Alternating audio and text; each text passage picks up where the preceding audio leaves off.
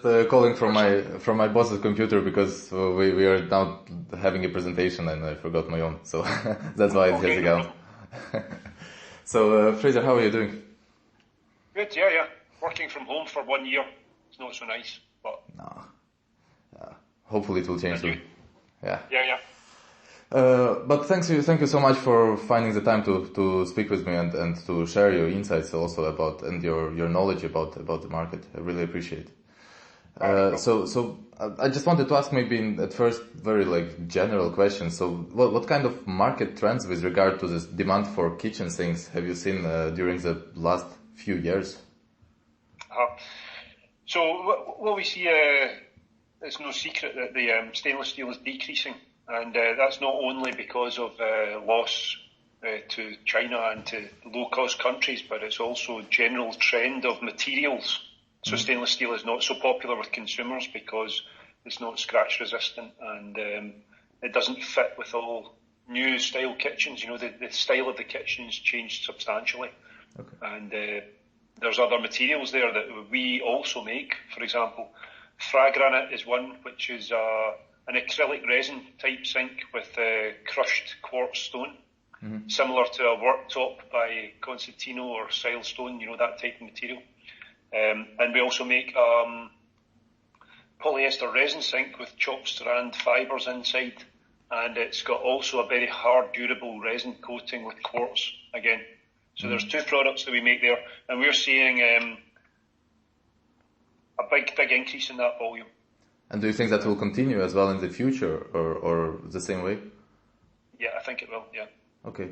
There will be a balance at some point, you know, and trends will of course change, but right now the trend is for that. Okay. So it's basically the things that are made of composite materials or of this granite, as you mentioned, going away from stainless steel. And also, is there something related to the size of the sinks that there is trending, like bigger sinks, or is it the same as usually? No, it's smaller, and generally it's bowls only, you know? Okay. So you can have a sink that's inset, which is the full unit with the drainer board and multiple bowl combinations, right? Or you can have an undermount bowl, which in the past, it was more linked to the quality of the worktop. So if you had a compressed chipboard, laminate type style worktop, you can't undermount on that because it exposes the edge of the countertop. But if you have a granite worktop, you can undermount a stainless bowl or a composite bowl underneath it. And they're much smaller sinks, and they're becoming more available to the mass market, and people are now spending more money on kitchens, right? Okay. And what about something with relation to the corners? Did anything change with relation to demand related to this round-shaped corners or more squared ones or less radius? More square, for sure. Okay. And do you think also that's going to be one of the trends in the future? Yeah, I'm quite sure. I don't know what the correct radius is. That's the key question. Nobody's got an answer to that. No. We have got zero radius sinks, which you have to make by folding and then welding, right? You fold the corners and weld them. They are not so popular with people, and they're a very small part of the market. There's a radius that is very popular, that's easy to clean, but it looks stylish and has the same kind of clean lines as the rest of the kitchen. Okay. So it's something, I would suggest something around 45 millimeters seems to be very popular. Okay. But that's largely driven by technology, right? So it's very hard to make anything smaller than that. If you don't have a annealing or something, right? If it's just a monoblock, or let's say a single press without annealing, then it's limited to that size. Okay. And Fraser, those trends that you mentioned, are they only applicable to the Western economies, or are they also in these Asian markets, in the developing markets?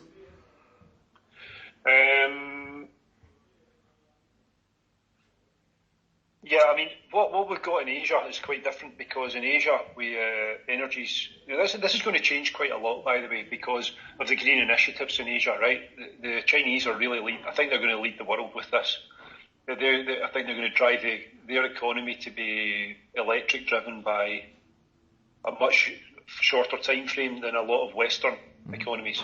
I don't know about Denmark, but I know Denmark lead the way with a lot of these things, but China are certainly getting higher, and it's becoming a higher priority. So the carbon footprint has to come down of our manufacturing, which means we have to reduce the reliance on annealing, which is hungry in energy and hydrogen.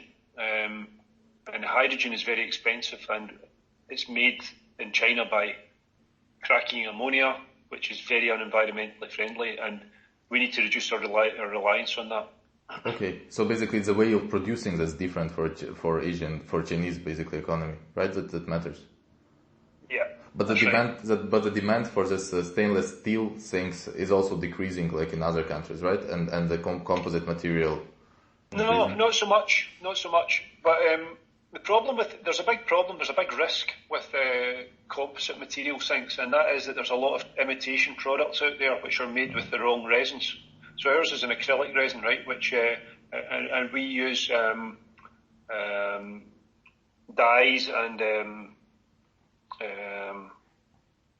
other types of colouring systems, right? That we bake onto the sand at 800 degrees and things like that. So even if you pour boiling water into the sink, it doesn't discolour.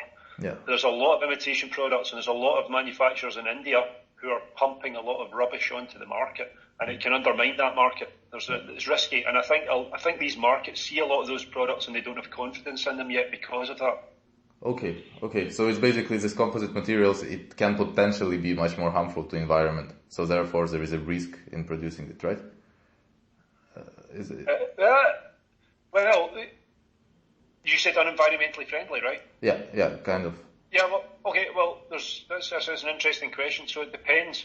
If it's an acrylic resin with a crushed stone, it's a completely inert material at the end that can be used for making roads, right? Mm-hmm. So it's recyclable in a sense. Yeah. But if we take our polyester resin with chopped strands inside, it's not environmentally friendly, and it's very energy intensive. Yeah. Okay. But it's not that. What my point before that was that the customer's perception of the product is tarnished. It's because they see the imitation product on the market, mm-hmm. and it's not a durable quality product for the kitchen place, so it's not seen as a high-end product. It's cheap trash, and therefore it's hard for us to break into those markets. Okay, now I understand. Yeah, it makes a lot of sense. And in general, I was wondering, because I was looking at different statistics for the markets. I could find for US markets that it has been growing with a rate of around 6% for the last couple of years. So it's quite a large growth. And that the Asian markets are also expected to grow a lot, like in all the industries basically. Is that also your perception of it, that Asia is going to be like driving the growth in the market for kitchen sinks? Not really. I don't think so, because I think by 2050 their population's set to drop by half, right? So they've got a population issue, and the type of cooking that goes on in China is quite different from UK, or from Europe, let's say. So at the moment in China, the kitchen's not the hub of the house. It's more or less, cooking isn't seen with the same glamour, I think. Okay. You can, in Europe we think about that, with having friends round, drinks, big, kitchen's the centre of the evening. Yeah. It's not so in China, and they've got a lot of smaller apartments with industrial, let's say, kitchens where they produce, they've got rice cookers, and they've got big frying machines, and it's a very different type of approach in China I talk about. I don't know about other countries really so much, like Vietnam and India. Again, it's quite different. Yeah. And India, that's the two markets. When I talk about Asia, I talk about India and China for obvious reasons, and India, it's still stainless steel, undermounted, single bowls. It's the popular one, right? Yeah. So it is kind of similar to what is now in the Western world, basically, or what has been in the past years as well. Exactly. Yeah. And what about the need, if we talk more about the hydraulic presses, because how do those trends basically shape the need for hydraulic presses in the industry? Do you think it changes somehow, or will it remain the same?